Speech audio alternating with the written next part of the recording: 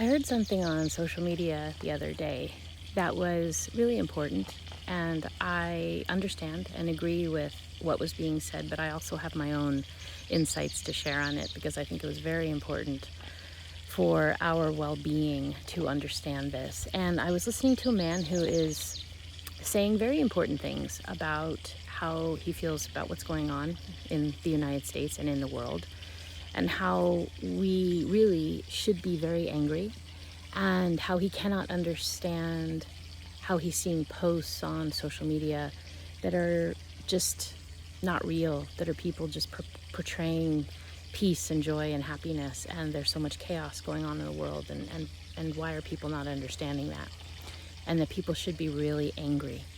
And like I said, I totally get what he's saying. I am very angry. I don't agree with what's going on. I feel angry a lot of the time.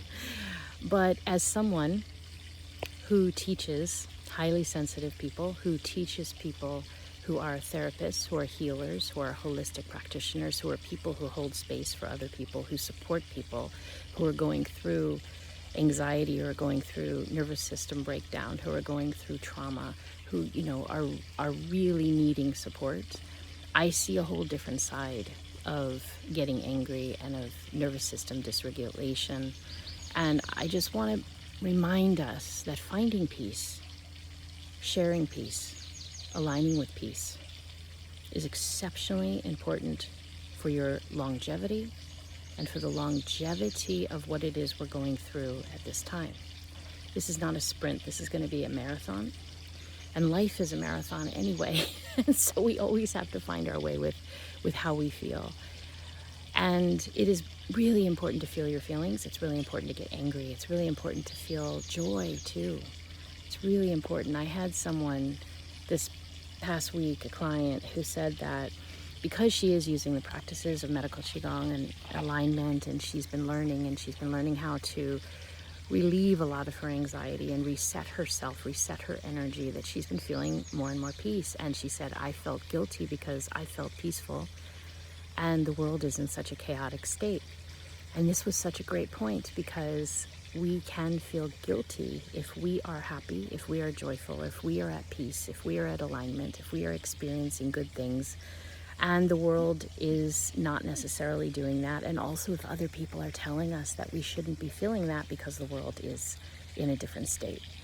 So I want to remind us that one of the reasons why we learn to release excess energy and to align our energy and to restore our energy is so that we have energy to give to the world. So not only to our life, to the health of our life, to the health of our body, but energy to the world. And if we are not doing that, if we are not finding peaceful moments, if we are not relishing in peace, if we are not sharing peace, then we're not going to have anything to offer ourselves for sure, but anyone else either. And when you find these moments of peace, you're restoring yourself. And when you find these moments of peace and you have this alignment, you are radiating that into the frequency of this planet. So remember, you are energy. And as you radiate energy, it impacts all of the energy around you. So if there's chaos in the world, it is unbelievably important that we are radiating alignment, that we are knowing who we are in ourselves and being able to hold our center. It is so important. So just a reminder today, find peaceful moments, take breaks, share peace, help others who need to be reminded of peace, and learn tools that really help you to release and stay aligned. I wish you a beautiful day, and I'll see you soon.